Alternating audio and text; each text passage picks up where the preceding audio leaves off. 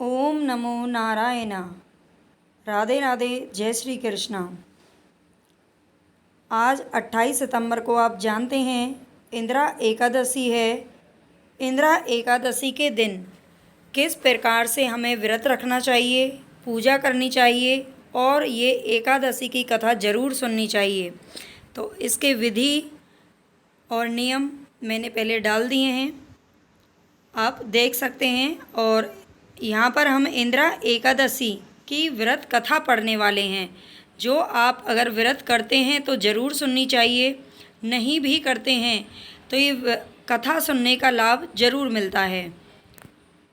तो आश्विन मास के कृष्ण पक्ष या पितृ पक्ष में इंदिरा नाम की एकादशी पड़ती है।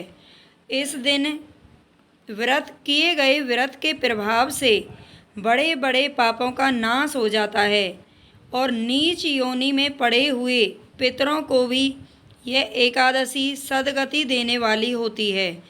पूर्व काल की बात है, सतयुग में इंद्रसेन नाम से विख्यात एक राजकुमार थे, जो अब माहिष्मतीपुरी के राजा होकर धर्मपूर्वक प्रजा का पालन करते थे। उनका यश चारों दिशाओं में फैला था। राजा इंद्रसेन भगवान विष्णु की भक्ति में तत्पर होकर गोविंद के मोक्षदायक नामों का जप करते हुए समय व्यतीत करते थे और विधि पूर्वक अध्यात्म तत्व के चिंतन में लीन रहते थे। एक दिन राजा राजसभा में सुखपूर्वक बैठे हुए थे। इतने में ही देवऋषि नारद आकाश से उतरकर वहां आ पहुँचे। उन्हें आया हुआ देखकर राजा हाथ जोड़कर खड़े हो गए और विधि पूर्वक पूजन करके उन्हें आसन पर बिठाया। इसके बाद राजा बोले, मुनि श्रेष्ठ, आपकी कृपा से हम कुशल हैं। आज आपके दर्शन से मेरी संपूर्ण यज्ञ क्रियाएं सफल हो गईं। देवऋषि, आप अपने आगमन का कारण बताकर मुझ पर कृपा करें। नारद जी ने कहा, नृपश्रेष्ठ, सुनो, मेरी बात तुम्हें आश्चर्य में डालने वाली है। मैं ब्रह्मलोक से यमलोक में आया था। वहाँ एक श्रेष्ठ आसन पर बैठा और यमराज ने मेरी भक्ति पूर्वक पूजा की।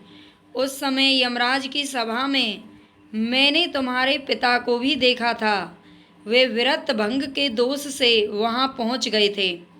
राजन, उन्होंने तुमसे कहने के लिए एक संदेश दिया है, उसे सुनो।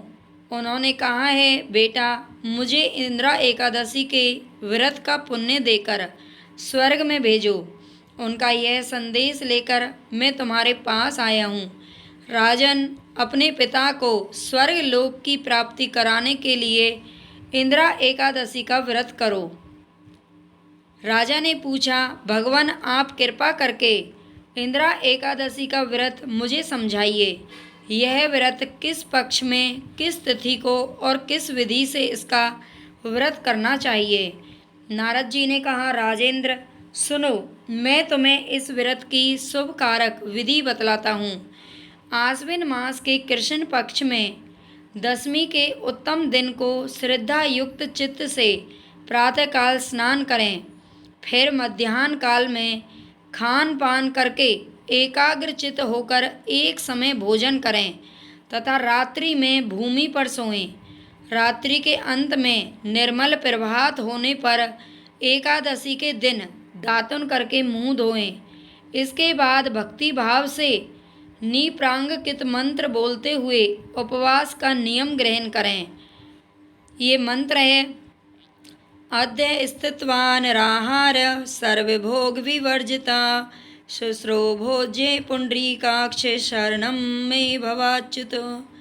कमल नयन भगवान नारायण, आज मैं सब भोगों से अलग होकर निराहार रहकर कल भोजन करूँगा। अच्युत, आप मुझे शरण दें।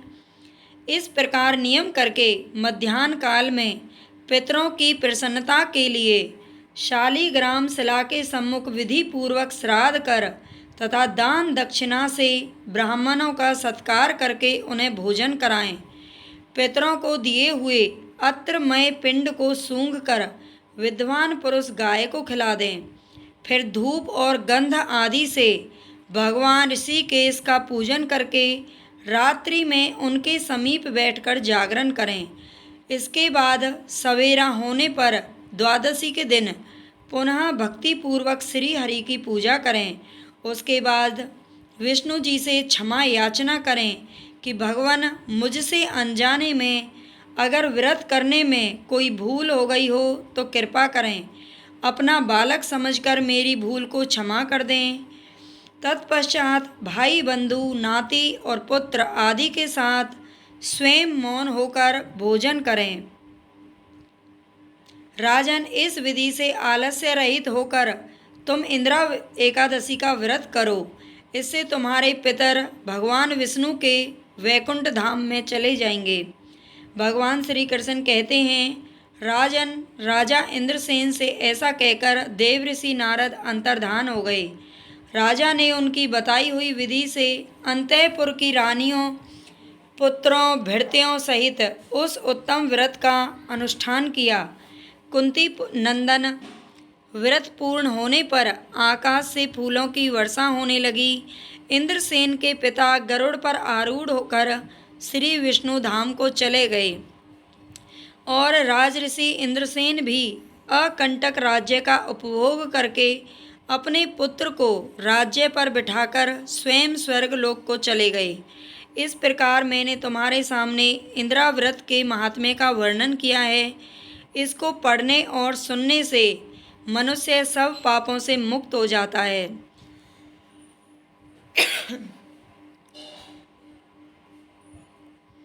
चैनल को सब्सक्राइब जरूर कर लेना, शेयर कर देना, जिससे सभी का भला हो सके।